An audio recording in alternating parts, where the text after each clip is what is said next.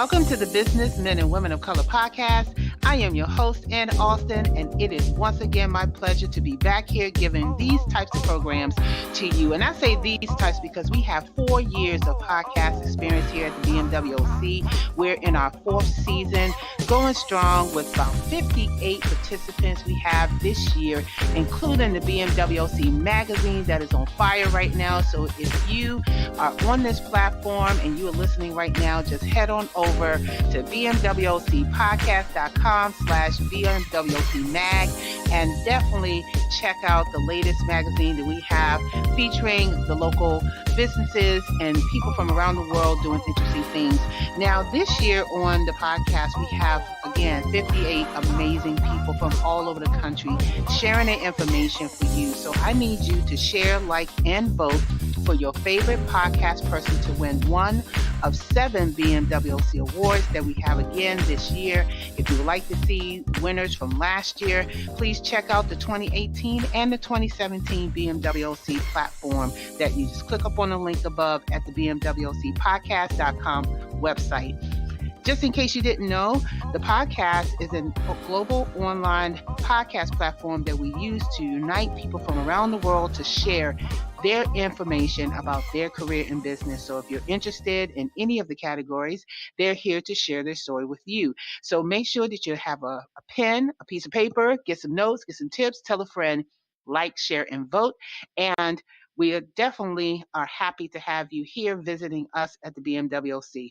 Before we get started with our interview today, because we have another amazing author, coach, speaker, entrepreneur, we will first like to thank our corporate sponsors who are My Financial Home, Evangelism Radio, J&F Enterprises, Sears Consulting, Autism Families Rock, Awakening to Love, Eli Natoli, Kimberly McLemore, True Synergy, and Platinum Financial Services, along with our other BMWOC participants that are here making this a huge success in 2019. So today we have on our podcast another amazing speaker. She is doing some phenomenal things online, and I kindly found her as she was a keynote speaker here in Maryland for one of the Women's Small Business Centers, and I just could not wait to get her on the podcast. I would like to introduce Mali Phonpadith to the podcast. She is the founder and CEO of the SOAR Community Network and SOAR Community Summit. She is also a TEDx speaker, 2-time #1 international best-selling author, marketing strategist, podcaster, and if that wasn't enough, she is also the executive producer and host of the Tea with Molly cable TV show. In addition to that, in 2005, Mali was selected as a Brief or Belief Team community partner through Value Partnership for the Oprah Winfrey-owned Network Belief Initiative program. She has also been nominated for several awards, including Heroines of Washington, D.C. Award by the March of Dimes, and she is also twice awarded the Women of the Year Award by the New Network Executive Women and recognized by Eyeballs Capital Navigator in 2018. As the founder and CEO of SOAR Community Network, she also leads a dedicated consortium of business experts to support business owners, growing leadership teams, and larger organizations to map out their corporate DNA. And she has shared her tremendous knowledge on various radio, podcasts, and TV platforms such as Asian Fortune Magazine, WJLA TV, WHUR Radio, Voices of America, and she is also on the cover of the January 2019 Business Men and Women of Color magazine. Welcome, Mali, to the podcast. How are you? How are you doing? I am fine. I hope you're fine too. It sounds like you're exhausted after reading that long bio. Well, you know what? You have a whole lot of accolades that I am so proud to talk about on this podcast. This year in 2019 will mark such a tremendous milestone for the BMWOC platform. And one of the things that I would really love to celebrate in 2019 are the speakers who are out there just doing their thing on stage, speaking about their truth or their stories or their passion. And one of the things that some of the speakers who I've come across, they long to be a TEDx speaker. And so I wanted to get a little bit information about your background, your educational background, and how did you get into speaking? Well, my background, and I'll give you the very short version of it. I am a child refugee of war that came from the war-torn country of Laos during the Vietnam era with my family as a very young child. So the story begins there in a refugee camp, and then having a church here in the Maryland, D.C. area sponsor our entire family. And we lived in D.C. basically most of our life in the D.C. area. And we grew up with basically nothing. We had support of the church. We had a lot of fundraisers and clothing drives and food drives to support us. But after about 2 or 3 years, my father and my mother said, you know, we really have to learn how to stand on our own 2 feet. And really just watching them and being witness to their experience, how their outlook on life, how they were able to move to an entirely different land with no language capabilities, no English, and build a life for themselves. So really the passion and the drive to be a success, as I define success, was really driven by my parents' ability to persevere and to see always the positive things in life because life was so difficult. And I answer that to share with you, you know, that's where I came from. And what led me to be a speaker and to be a business owner was really driven by the fact that I just really, as a young child, wanted to help my family move from poverty into a space of comfort. It wasn't even about success or making millions or billions of dollars. It was just being able to feel like we were not stressed every day or fearful or hungry. And so I worked really hard. I always knew that the only way to get out of poverty was through education, and just basically worked my entire life since I can remember after age 15 to get to this place where now I'm a business owner, educated, but basically paid my way through school with some help of scholarships and building a business right here in the Washington, D.C. area, running it with my husband and going out and sharing my story, hoping to inspire people who have gone through tough times, who may be living in places where they don't think they'll ever get out, and giving them some hope and inspiration.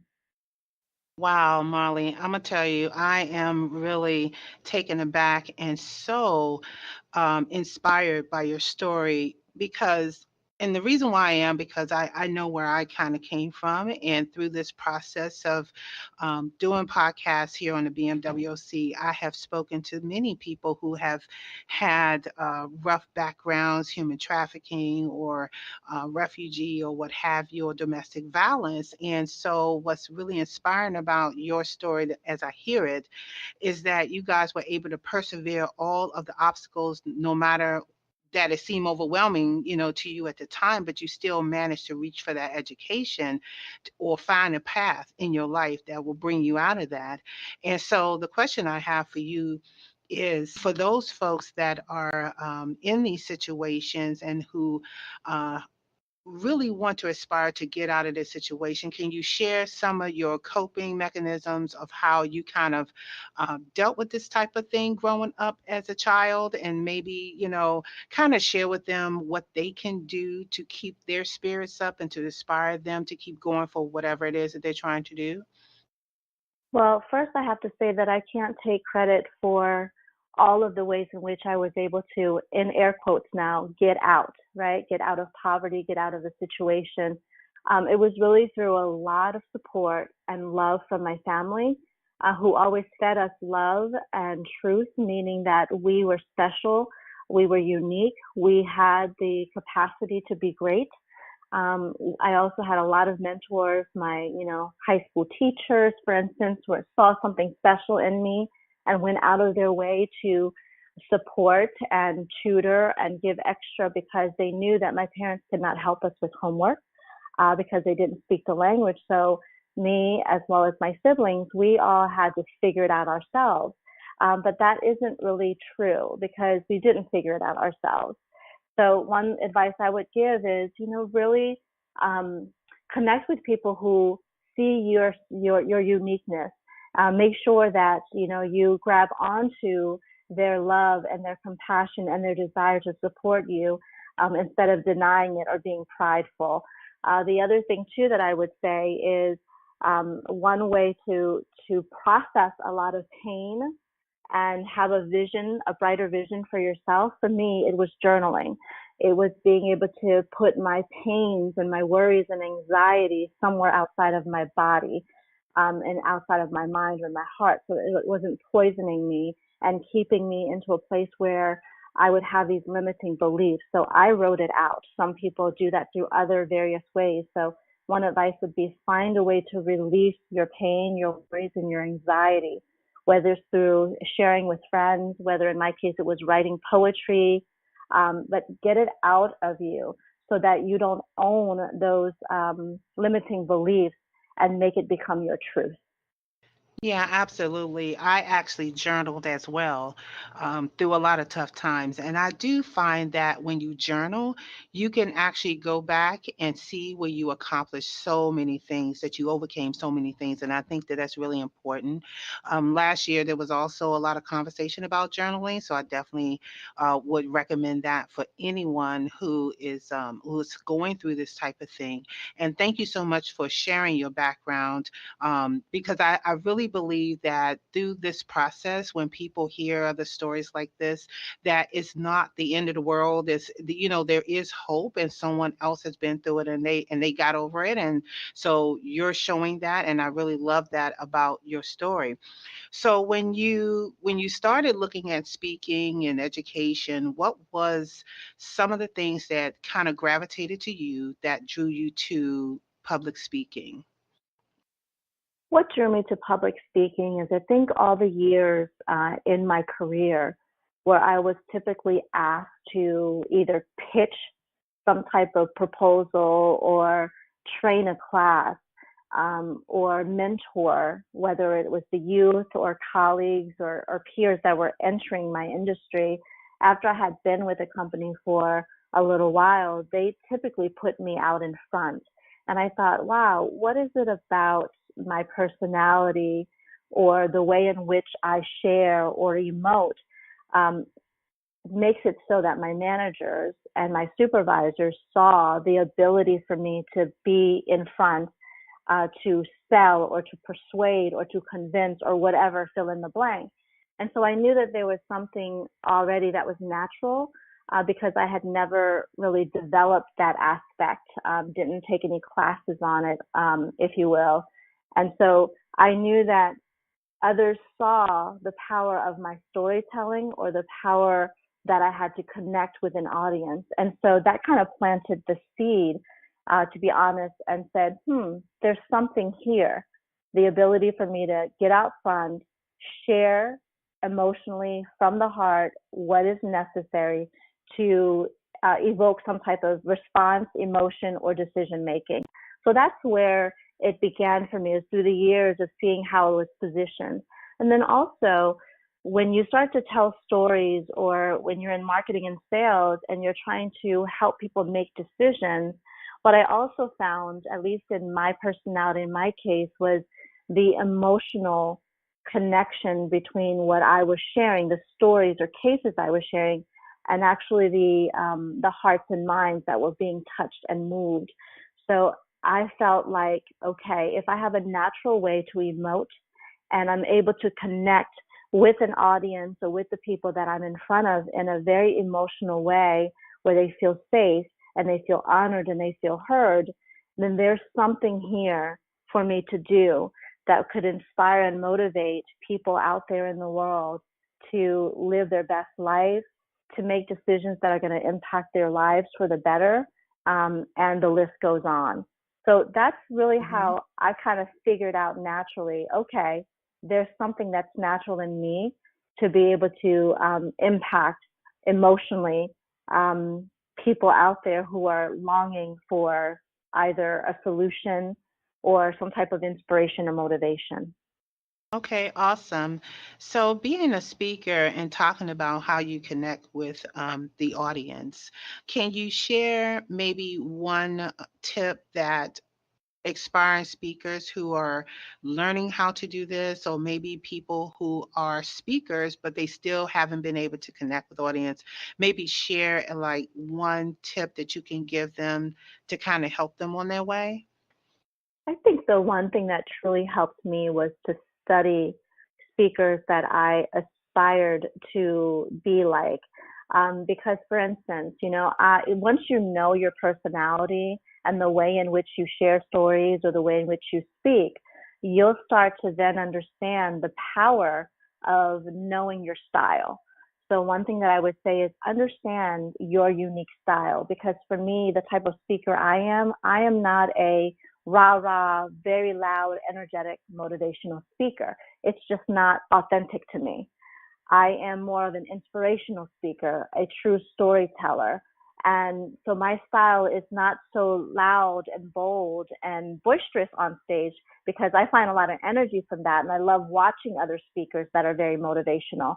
But that just for me, if I'm out there trying to be that, it wouldn't feel true to me. So that's one thing is understand your style, honor it, and the community, and know that a community or a market of people, an audience, is going to be looking for someone like you. Not everybody is for you. So that I would say understand your style and then practice. Watch others who are very similar in their style and see how they present and share stories. Right. And that kind of leads to making sure that you have a really good story to tell that is related to your personality, to the audience. And I know that that is really important as well, correct? Yes, and I know a lot of speakers or aspiring speakers, they ask me, well, how did you get to a place where you can be a TEDx speaker? How do you go and travel around the country and share? What do you do to get paid to speak? And all these wonderful, great questions. And it really comes down to being honest with the truth that you do want to tell. And what I mean by that is a lot of times we learn so much about our industry and we go in and research, which is all wonderful because we need that. However, we forget to go deeper and look into our own life experiences because our life experiences become someone else's classroom. And my friends have told me this over and over again who are in this field, and they say that the best type of stories come from your own truths, your own experiences. And that some borrowed content is wonderful when you want to make cases, but when you want to have an emotional connection, we all have unique experiences and we have to craft and create stories that are around our life's journey because we are the best teacher when we have experienced what it is that we're trying to teach. Fantastic. And so part of the theme for the BMWOC magazine, which is featuring TEDx speakers, how hard is it to become a TEDx speaker? There are a lot of aspiring speakers out there that want to be a TEDx speaker, but how hard is it really to get on that platform? It's very interesting that you asked me this because my experience is a little bit unique in the sense that I have been striving to get to a place where I can be on that TEDx platform for a long time. And honestly, I was asking myself the same question, and I just knew that I had to practice and keep practicing and get as many speaking opportunities as I can, captured on film, watch myself study, create a speaker's reel. So all those checklist things that you know to do. And then when it's time, when it actually happened, it was so crazy. I honestly just got an email or a message through Facebook. And that message was from someone that I had met recently. I didn't have a real strong relationship with. She was new in my community. And she basically said, I am or supposed to be a TEDx speaker on this date. And unfortunately, because of professional and personal reasons, I'm not able to do it.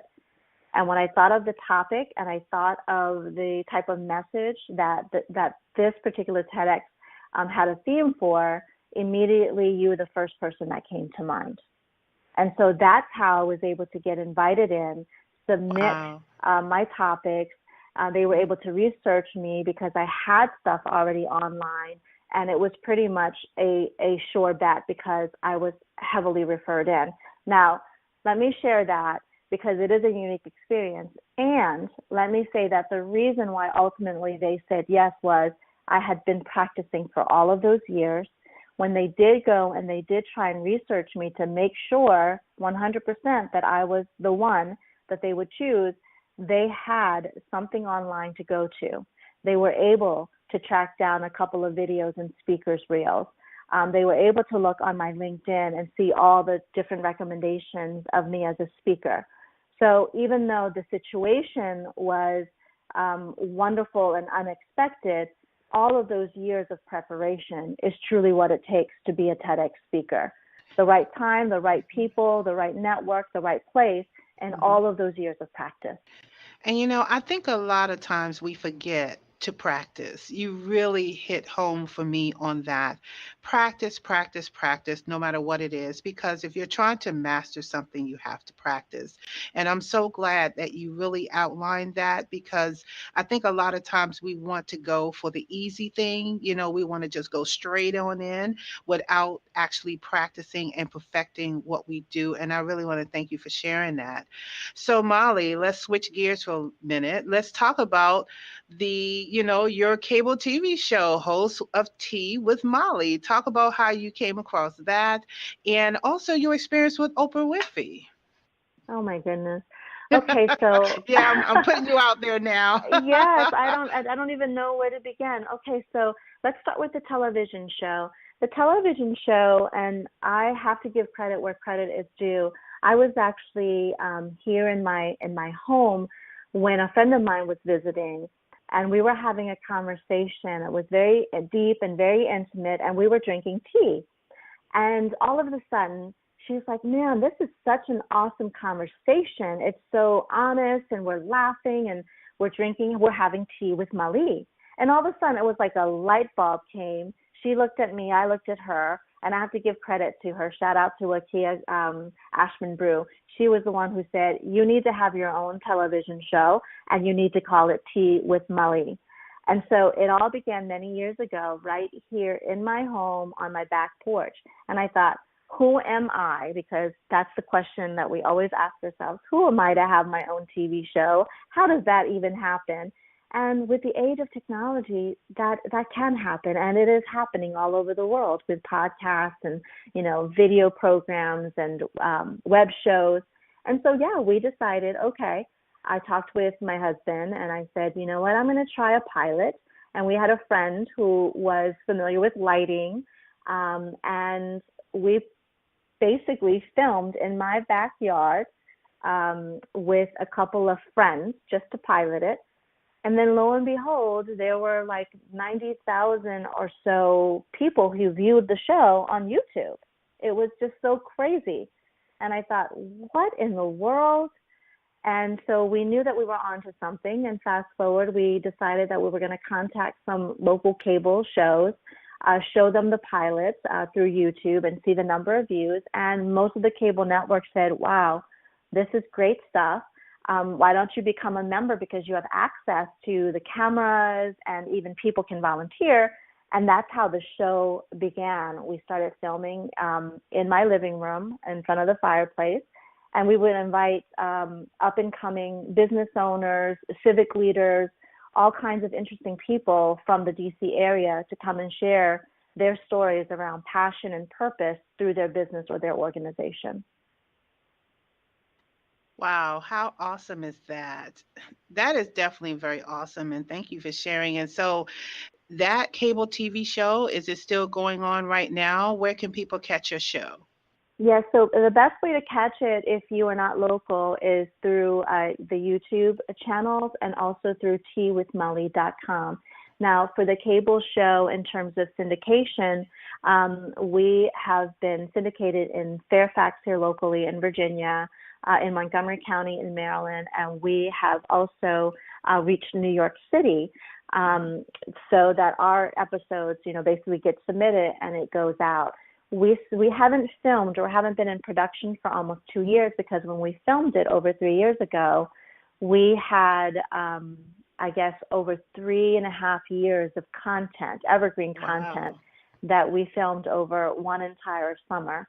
And until we actually find funding for it, because everybody was volunteering that summer, no one got paid. Everybody got paid with me cooking them Lao food. So that's how everybody got paid. So if we're able to fund it, then we will go in production again and Okay. continue. But for now, they can find it online. And Okay. then also, I wanted to share the Oprah Winfrey story quickly here. Yes, The yes. You know I the was coming back to that. Yes, I could feel it over the wire that you weren't going to let me forget about that. Right. So I guess the lesson in the Oprah Winfrey experience is truly being honest with who you are and showing up when you're asked to be somewhere. Because I was found online by Sister Dr. Jenna of the Meditation Museum here in Washington, D.C. Her staff had found me, and she had a radio show called America Meditating. And she asked me as an author, a local author, to come on her show. So Sister Jenna and I got on her show, and we truly just connected as human beings, people who are on a spiritual journey. She is way, way advanced in her spiritual path, and I am just starting. And we just, I don't know, it's just that soulful connection we had. So we had the interview, everything was great. And then about 2.5, 3 months later, I get an email message from Sister Jenna, and she basically said that the OWN network and Oprah Winfrey had just produced a series, a docuseries called Belief, and it was going to be airing through the Oprah Winfrey Network. And it was about traveling the world and basically highlighting all of the different spiritual paths that people are on around the globe to show the similarities versus the differences in us all as human beings. And Sister Jenna said that the Oprah Winfrey Network is looking for community leaders and advocates who are doing some really cool, powerful, heart-centered stuff for their community. And they were talking to a lot of spiritual leaders, but they really wanted to reach the business community. So that's how Sister Jenna approached me, asked me if I would like to be a Belief Team partner. And through that effort, what I was tasked to do was basically get a group, a community of business leaders together to discuss the importance of honoring and accepting other people's faith and how it can unite us versus divide us. So that was, and I absolutely said yes. And that Wow. was an incredible experience and partnership. We were able to partner with George Mason University, who hosted our discussion, and a lot of different civic leaders, spiritual leaders, and business leaders came together to discuss belief. Wow, that is such an interesting concept. I unfortunately I have not heard of the Belief Initiative, but I really do think that getting to know another business person on a spiritual level is something I am very interested in learning more about. So I will get with you offline to ask my specific question, but I do think that that is something very unique to business owners because we're always establishing partnerships and all kind of collaborations, but I never thought about it being on a spiritual level or maybe connecting with someone in that way. So that is definitely very interesting. So I'm going to drill down to a couple more things. First, tell us about the SOAR Community Network and your organization. What is SOAR and what do you provide? The SOAR Community Network is a business, it's for profit, and primarily we provide a couple services. We help individual brands, businesses, and organizations see, own, articulate, and release their unique message and mission, whether it be internally, throughout the organization, through talent management and team alignment experiences, or outwardly to the market and to the world through messaging, marketing, and branding efforts. And so it's really about authentically uncovering your greatest vision and mission for your own personal life before basically outlining and finalizing and solidifying what your vision and mission is for your business, organization, or initiative. So we do a number of things. We basically have a process called the SOAR body of knowledge mapping, SORBOC mapping. So we basically put our clients through that experience so they can uncover what is their greatest vision and mission and purpose for their lives, what are their value systems, and how can they actively live that through either their business, through their roles at work, or through society and community advocacy work. Secondly, we host retreats, and we also go inside organizations for team alignment or talent insight experiences so that people are truly soaring inside the business and keeping the brand promises as a company or an entity before going out and making those promises through marketing and PR initiatives out in the world. And finally, we have an online community called the SEN Nebula, where great ideas come together and conscious leaders are actually communicating, taking courses, masterminding together inside our online community, the SEN Nebula. And it's for conscious leaders, so you don't have to be a business owner. You can be a spiritual leader, you can be a civic leader, you can be a business leader, where we all come together for social impact. So our courses are around, building sustainable businesses so that you can give more and do more for the world. Our courses are also about civic leadership and advocacy. It's about community building, and it really ties all of the three, what we call pillars together, which is thought leadership, community building, and building sustainable organizations so that the world can be better off. Nice. And did you create this organization after your experience with the Belief Initiative? Because it sounds like you kind of just transitioned right into this organization that you have now, which I think is awesome. It's interesting. The organization came before the Belief Initiative, and I think it's because of this desire that I had to align our personal lives with our corporate lives, because I really don't think you can be whole without the other, right? You can't just go to work and forget your personal life. So I had always intended for my business to be about messaging from the heart and doing things with passion and in purpose. And I think because I was unapologetic about the way in which I wanted to run my business, I think that's what attracted an organization like the Oprah Winfrey Network or the Meditation Museum. So you kind of have to just be honest and truthful about what you want and who you are, and the right people will find you. Absolutely. And thank you for answering that question.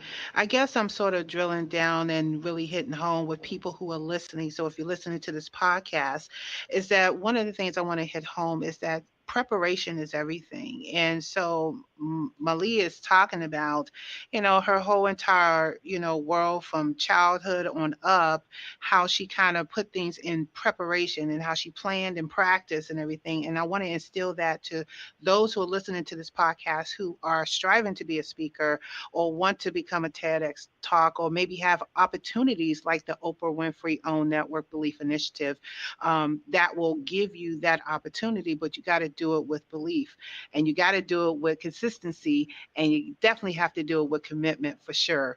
So I want to make sure I hit home on that. And so the last question that I want to ask you, Mali, is tell us about your books. You are a two-time #1 international best-selling author. Tell us about your book, what it's about. I'm really excited to hear about it. Well, in 2011, I left my career in financial services. I had had a practice for 7 years as a financial representative. And in 2011, I said, okay, I loved the experience there, but I knew that all parts of me were missing. There was only the analytical side, the child that always wanted to be safe, had to go in and be analytical, make sure I go to college, make sure that everything's taken care of. And I just realized that year that, my soul was starting to, I would say, quote, die. I was feeling sick. I was feeling sad. I was like, what's going on? I should be, on top of a mountain. I'm making good money. I have a wonderful career.